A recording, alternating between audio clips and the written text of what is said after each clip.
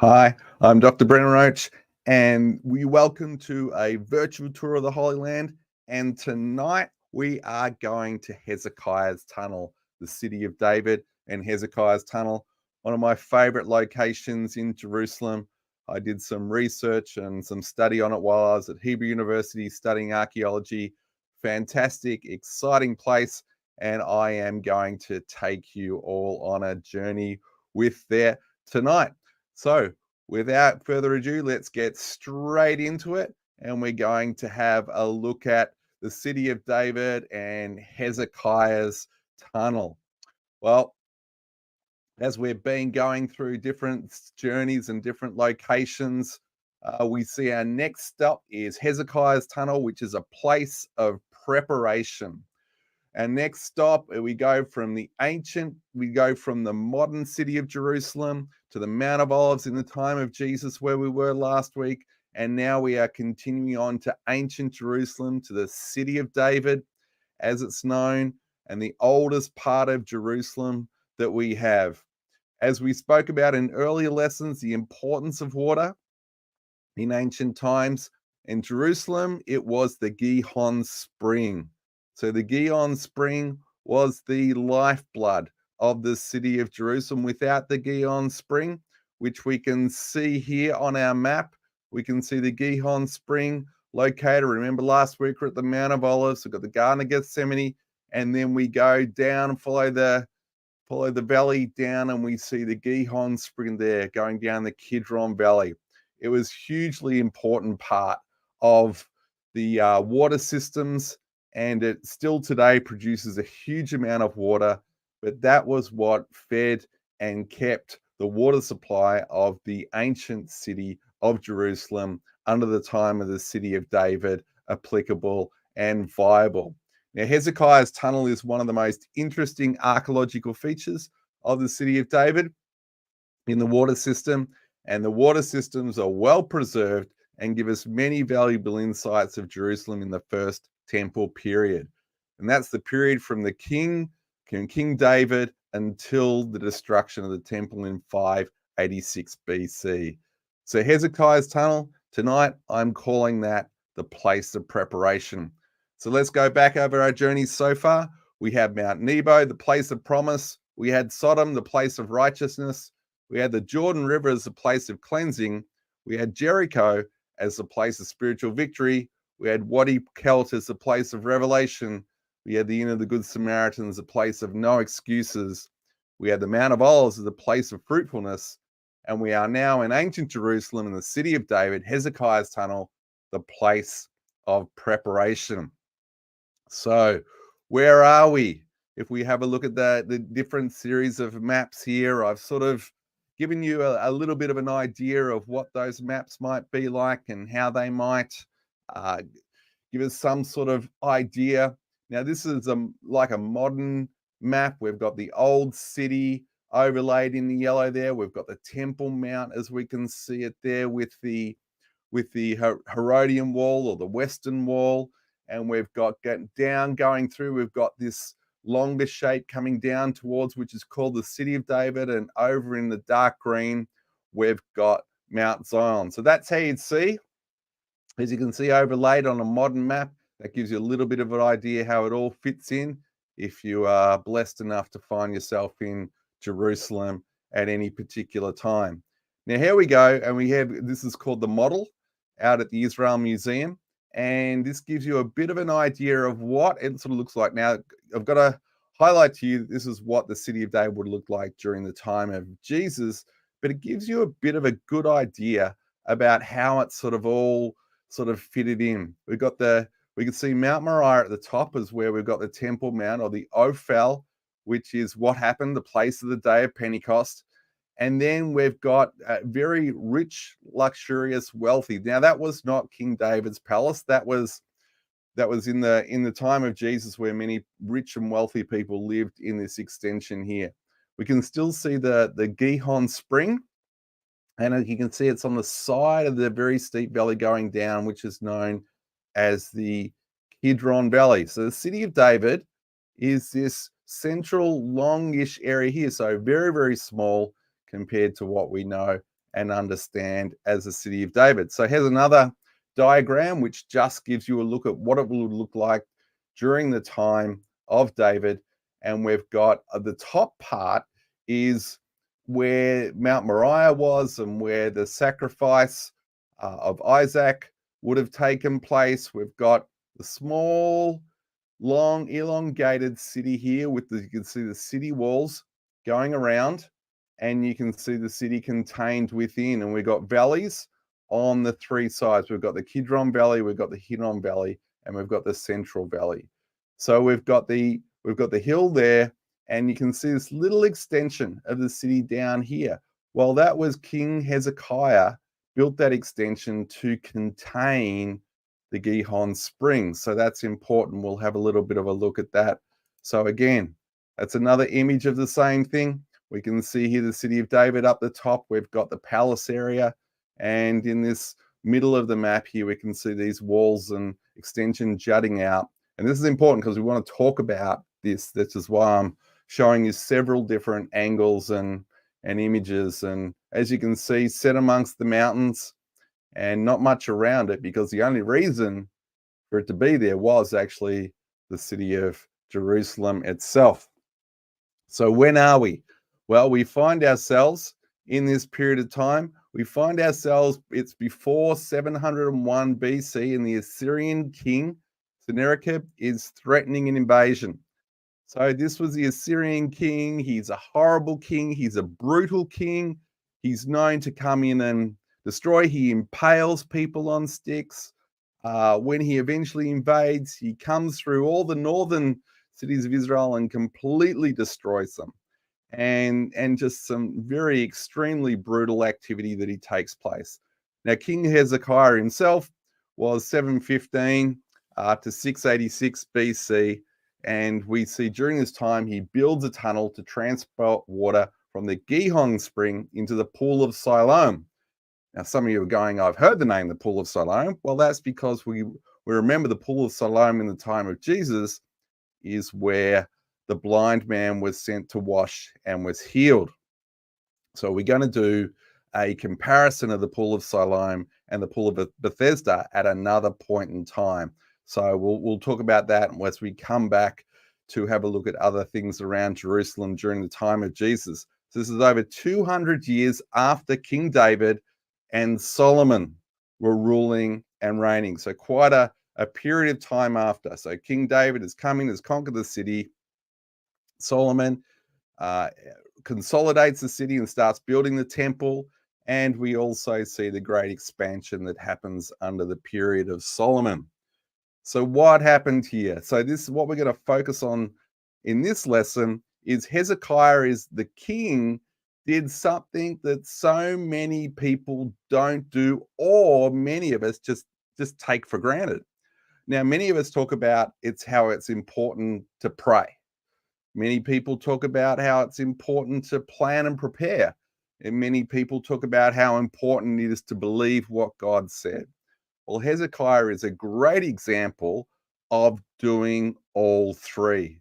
So Hezekiah planned, prepared, prayed, and believed. So this is a really good, really important lesson for us that we can look at as we go through. And a little bit later, I'm actually going to show you not only some pictures, but a little video that we've got of walking through part of the tunnel, which is, I don't know, maybe it's just me, but it's very exciting. So let's have a look how Hezekiah planned. Let's start with 2 Chronicles chapter 32, verses 2 to 4.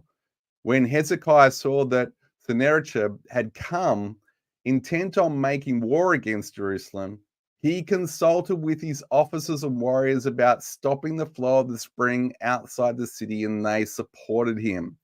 So Hezekiah wasn't a leader who wasn't open to taking advice. So he met with his leadership, he met with his soldiers, he met with his city leaders, and he said, well, what we need to do is the first thing we need to do is we need to actually stop the water from going outside of the city. Now, the city of Jerusalem was besieged a few times, and it was really important if the water was able to be cut off and the city itself was not able to get a hold of the water, then of course you could only store so much water, and then it would be a very in the heat of the Israeli summer, you've got that it would just dry, it would evaporate, people would get within months, within weeks even, the whole city would be dying of thirst. So you don't want to have the water outside the city, which it was. Currently, it was already outside the city wall, and the foreign army can get a hold of it. And you've got the people inside the city wall who can't get access to the water. Now, that's a simple matter of what was going on. We're not going to talk about all the water systems and how it was, but essentially, David accessed the city by going up through the city's water systems, and that's how David actually conquered the city, which was, of course, well-known story throughout there. So Hezekiah was planning, how do we stop that from happening to us? How do we control? How do we make those outside of the city actually be the ones that get thirsty and can't sit outside the city for 2 years without having a massive amount of water being literally brought up by donkey from the lower parts of the city or lower parts of the region? So Hezekiah planned. Incredibly important. Sometimes we get so spiritual that we don't think planning is particularly important, but planning is incredibly important. And we see Hezekiah used all the wisdom of the people that God had placed around him. So how do we prepare the city? There's two things that had to happen. We have to stop the Assyrians from getting a hold of the water. And to do that, he builds a tunnel. And we're going to talk about that in a minute, to bring the water inside the city walls. The second thing, he builds new walls to keep the enemy out. So builds a tunnel, but he also builds a set of walls around the water installment, around the Gihon springs, which the water flowed up out of a rock. It was a natural spring, flowed up out of the rock, and was enough water in the ancient city to actually provide enough fresh water for the whole of the city of David. Absolutely phenomenal. As we go on again, it's critically important how important it is to have water supply to be able to create any sort of city in the Old Testament times. So Hezekiah prepared, and we see that in 2 Chronicles chapter 32, verses 2 to 4. And we see a large force was assembled. So Hezekiah assembles a large force to stop up all the springs and the wadi that flowed through the land, for otherwise they thought the king of Assyria would come and find water in abundance. So he prepared, he planned, he prepared. So he had his plan, now he's going to prepare. So he actually assembles a large force of people who are actually stopping up and making sure, hiding all the water supplies around the city of Jerusalem. So there was two major engineering projects that had to happen at the same time. Then we see Hezekiah prayed. 2 Kings chapter 14 and 15, after Hezekiah received the letter from the messengers and read it, he went up to the Lord's temple and spread out before the Lord, and Hezekiah prayed. Now, most people pray and do nothing, or prepare and don't pray. It's just human nature. We have a tendency to go one way or the other. But what the Bible is teaching us here through Hezekiah is we have to pray, and we have to plan, and we have to prepare. This prayer before the Lord: O Lord God of Israel, you are enthroned almighty before the cherubim. You alone are the God, and all the kingdoms of the earth. You alone created the heavens and the earth. So God hears the prayer and sends Isaiah the prophet. So Isaiah is the prophet during this particular time, and he sends Isaiah to respond. So we see in 2 Kings chapter 19, then Isaiah's son Amos sent a message to Hezekiah. This is what the Lord, the God of Israel, says: I have heard your prayer. So he prayed, and his prayer was heard concerning the king of Assyria. This is the word the Lord has spoken against him. The virgin daughter of Zion despises you and mocks you.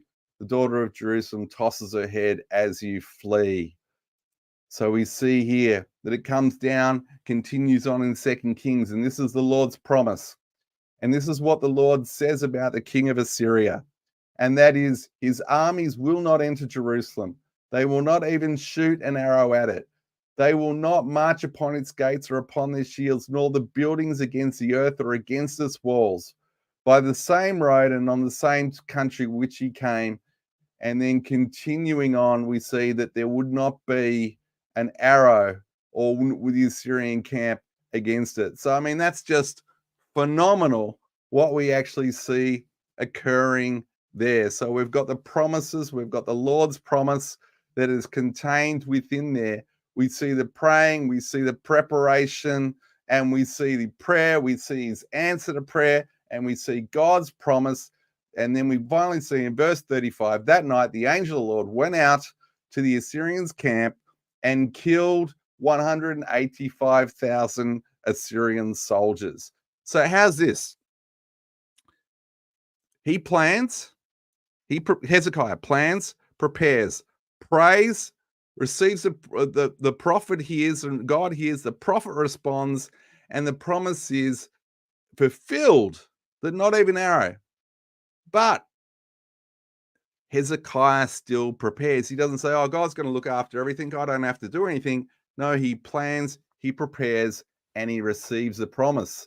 So what an important lesson for us, that we need to plan and prepare in order for the miracle occur, and we will still receive the promise.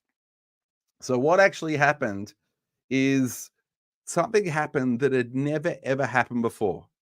And how do we know this? Is a little inscription that's unfortunately in a Turkish museum, which I've gone and visited. And it's called the Siloam inscription. And we have the text here of the Siloam inscription. And essentially the text tells us that the tunnel was started from two ends, not from one and making its way through, but from two ends. You know, this had never, ever been done in the history of humankind before anywhere. So God gives Hezekiah this amazing revelation that, because time's short. So now time's short, so we have to prepare. And the tunnel is starting from two different directions and meets in the middle. So what this inscription tells us is the axeman or the pixel, depending on which translation you use, they start tunneling towards one another, and then finally they can hear one another. And then eventually the axemen break through and the water flows. Now, why is the water flowing such an important fact? Well, not only have you got to get the direction right, but you've got to get the gradient of the water flow right. And they've been able to estimate that it was only about a 1 centimeter difference at the meeting point in the middle. It is an engineering marvel. To this day, nobody knows exactly how they built the tunnel. Sorry, we know how they built it. They carved it by axes, by hand. But how on earth? And we'll have a look at a little bit of the tunnel, and it curves. It goes like a snake, and still it meets in the middle. So this is an amazing miracle of God. Here's an image of the Siloam inscription, which is at the Istanbul Archaeological Museum. And it's just fascinating. I've translated in the Hebrew. I've done research. I've been through the tunnel maybe 10 times, right back in 1996 when it was in the middle of the Siloam village. And it's just an absolutely phenomenal, exciting, or maybe it's just me again, exciting place to go. And we'll have a little bit more of a look at some of those things. So here we see, have a look at this little map here. So we've got the Gihon spring. Follow the blue line of Hezekiah's tunnel, and you see the meeting point, and you can see it continuing on and going into the pool of Siloam. Just have a look at the blue line. Have a look at that. It's just crazy. It's an amazing, phenomenal thing that actually occurred. And some people think it followed a crack in the rock. Some people think it was done through tapping on the top of the stones as you go. Now, if you know a little bit about the topography, it's actually going, a hill of the city of David is actually going over the top of it exactly at that point as well. And some people think they use some sort of intelligent mathematical formula, which I think is a bit crazy. Just have a look at the curves and what goes on. I think they actually followed a crack or a fissure in the rock, and that's the most likely of what actually occurred. But that gives you some sort of idea. Now, here's we got Hezekiah built also the walls coming down from the city of David to enclose around, and we've got the remains of these walls in the city of David in the archaeological and excavation that we can see there. So We know that they then built those walls to create an extra defense around the Gihon springs. That's a nice little diagram. So here we go. This is an actual picture of the entrance. So we're looking back from just inside the tunnel, and you can see stairs that are going. The stairs weren't there, of course, in the time of Jesus. They're just for the tourists to be able to get in. Even when I went in for the first time in 1996, there weren't any stairs. You literally just walked into the tunnel off the side of the road out of the Arab village. But this area here creates that we're standing in right now is a pool, and directly above it is a hole or a tunnel where you drop a bucket from the city of David, and you would scoop your water up in the bucket, and you'd have a rope and you'd pull it up. And that's literally how the people would get their water until the tunnel was built, and that brought it right through into the tunnel itself. This is looking down, giving you a little bit of an idea of the tunnel. This is coming out the other end now. So you can't actually see the roof, but you can see the light at the other end of the tunnel where the little girl is right there. And you can see at the moment, it's not particularly deep, and we can see that there, but it's just, it really is, it's quite incredible. You can walk through this fresh water coming up out of the spring, making its way down to the other end into a small pool that we find there in the other end. So let's have a look. I've got a little video clip for you to watch walking through the tunnel, and you get a little bit of idea of how narrow it is. It's basically shoulder width, and I'm 6 foot, and most of the time in the tunnel, I have to duck down. And let's have a look at the video and enjoy it here.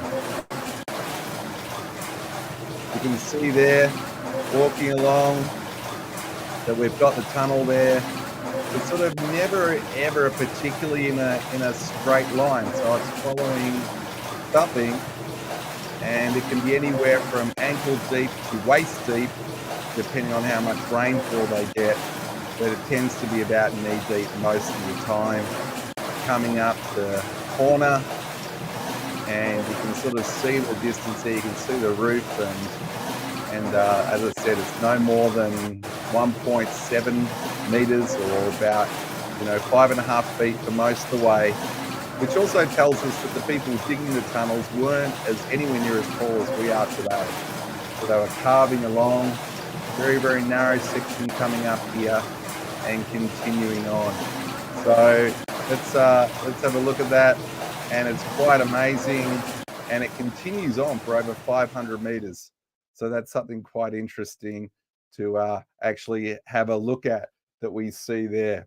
So finishing up our lesson for today, so we can see that we've got 4 clear lessons, 4 things that we see that we need to plan.